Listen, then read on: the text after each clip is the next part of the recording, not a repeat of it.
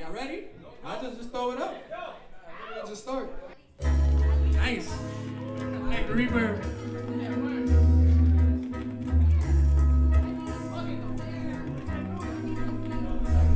Yeah, I haven't put this out yet. It's gonna be on the debut, so it's gonna be a while. But y'all should hear it because I love it. I love y'all, so you know. Thank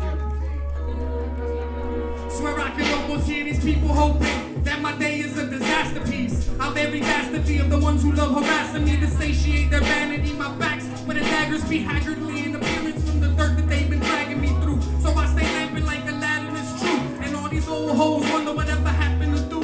It's cool, cause when I grapple with that bragging in school, I strong arm and flip shit when they think the dragon is screwed. Get it? I ain't the picking lyrics, passion infused. Mad at these rules, cause you ain't made no pap in these shoes. To be taking over my neighborhood, claiming that the change is good, saying you replace the waste of prime. I've got this vacant look like, what got you thinking I'm nostalgic for the crack era? With opportunities, we wouldn't make those past errors. Is that clearer? Cause it should've just been obvious. And instead the rich just play us as the costliest. So let me let that one digest while I rest the voice, expressing all this anger, but I digress. My test is to stay motivated in this life. Yes, that's how I'm 11 takes on my best. Some of my real influences coming up were like anything that my father was playing a lot of the time. So he was a real big fan of like classic rock. He moved over here in like in the 60s, 70s when he was like 16, and all he did was go to concerts and buy records. He got to move into the village like in the 60s. I think it was 1969, he said, when he was like 16 or something. And he got to see like the Stonewall riots through the window and stuff like that. He would go in the village where he was living and go buy records. Like he would go see them at like the Fillmore East back when it wasn't, you know, when it was a totally different venue or whatever. And he would see them live, and that's how he would determine whether he wanted to buy their actual music, which I think that's something that really stood out to me when he told me that. Like I kind of want to bring that back. Like you got to see this guy live and see how close he is to how you're hearing him on a very prettied up record. They said I never touch a college step.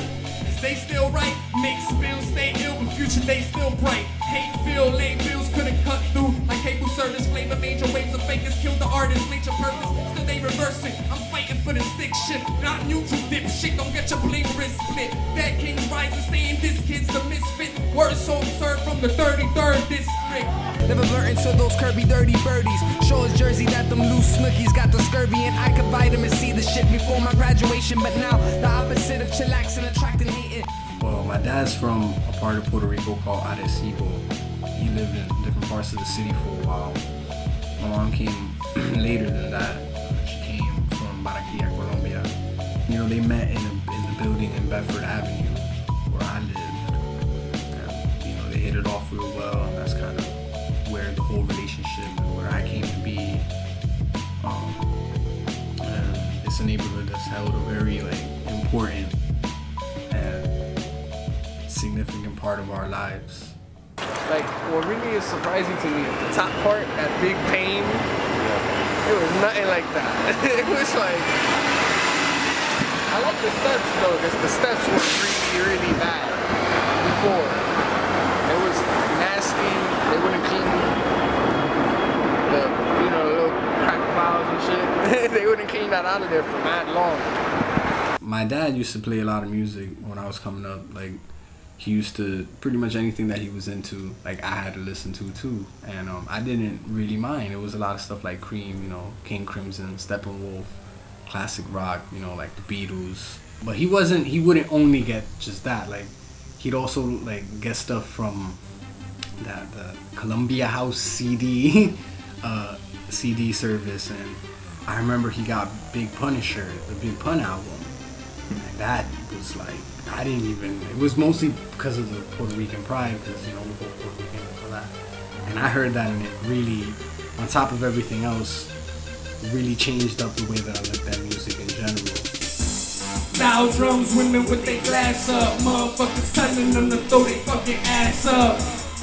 That's why your boy was hit with bad luck, cause he don't got the formula for motherfucking bangers. A lot of people like the whole being able to dance up there, and I just want to make sure that I get as much of the intricate lyricism in there as I can, and like at the same time try to electrify the crowd to some degree. With $1 million outfit.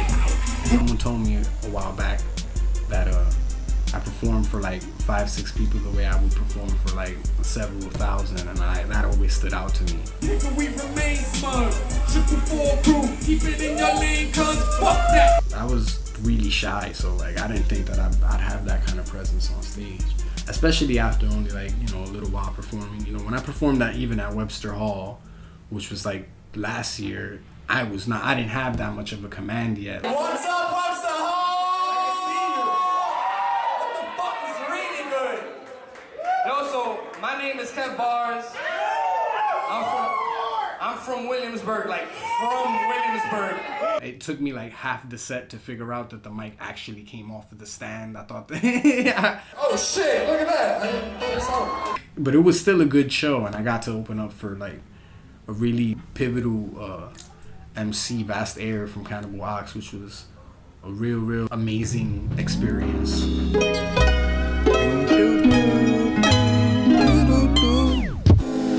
Hey, Kev Bars, y'all ready? I got that college football zeal. Hey, nobody should get offended, man. I'm just really nice, I guess, and swerving in the studio. Food for thought, running your plates, I'm brain feeding. All saint, but as of late, I remain demon. So the parents complain, but then your man eating, but they ain't hearing. Gave me the blame for inane reasons. For my hunger pains today to the day that I ain't breathing, enabling fame feelings, the anger, the stain creeping. But hey, at very least, the space where I stay is least, and these names have their hate leaping at what I create. Even they chest, incense, stink like the man speaking. They seen what I plan and can't understand when I'm plain speaking. Trade preaching is all saying I'm odd when I ain't. For me, like right now, a really big influence is Raymond Carver. He has a lot of brevity. I know a lot of other people are saying this too, but you know, the brevity and like making statements that have more than one meaning if you analyze it correctly. And for that reason, on the lyricist standpoint, Evidence is also a really big influence because he keeps his flows. Everything is just, it could be a couple of syllables, but it'll still relay so much. So it's always been like stuff like that. Anthony Green of Circus Survive is a really big writing influence. William Carlos Williams, stuff that I really got exposed to when I started going to school. Now, I was part of a creative writing club. I was president for like 2 semesters straight. It wasn't a whole lot of responsibility, but it was a whole lot of fun. I enjoyed it. I love, you know, beyond just making music and putting together these raps and like people trying to like look cool and all that. I know that there's a certain art to it, a certain finesse, there's discipline. All this lyrical shit, still you listen to them anyways, subliminal shit, saying the shit behind plenty mates, my criminal fit, moving too swift to run any place, my lip in the clips, niggas who willing hit plenty chase, my damn, yo.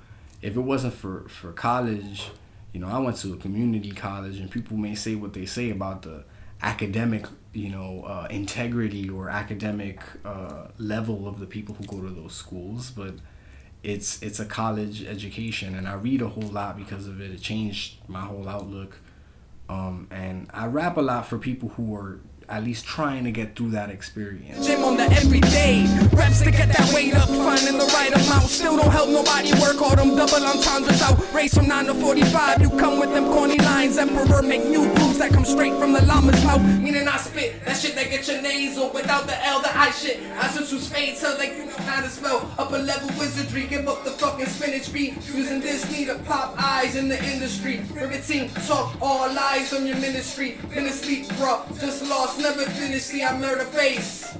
Keep rocking until I earn the place. They know, they know. JGI Studios, you know what I'm saying? Fuck that whack shit. Hashtag wonderful.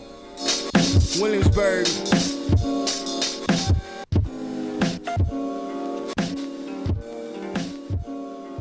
Really big thanks to, you know, JGI Studios for believing in me since they heard me rapping in a computer chair. They were like, that's the guy we gotta record. Right now I'm working on the kind of sequel to my Couldn't Quite Make It EP. It didn't really have a subtitle back then, but then I realized I wasn't totally ready to realize a whole collective album-like collection of songs that really spoke to who I am.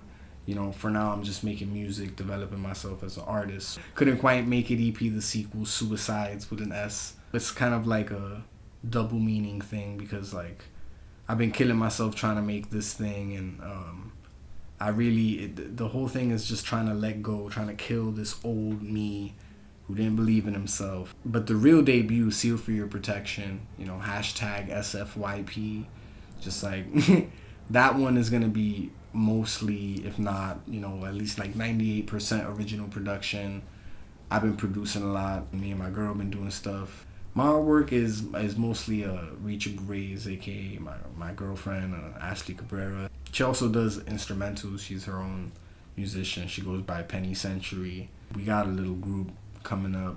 You can catch me on soundcloud.com/kevbars, kevbars.bandcamp.com. That's where my first EP, the first Couldn't Quite Make It EP, is at.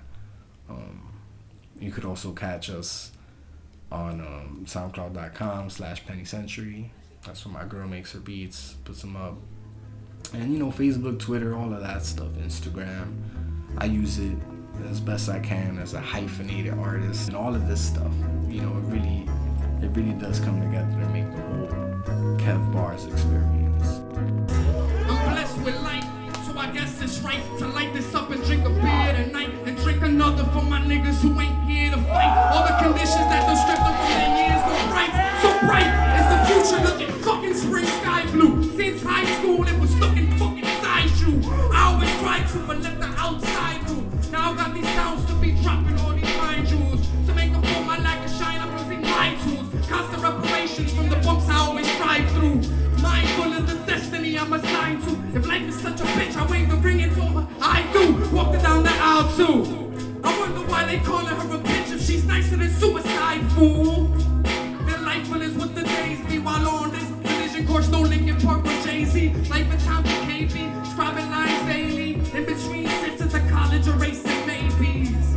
Flows clean water on the roof, yo, I get up in the booth. Yo. Oh, God. Thank you guys so much. I feel like I blow hard. I tried too hard. Thank y'all. I love y'all, man.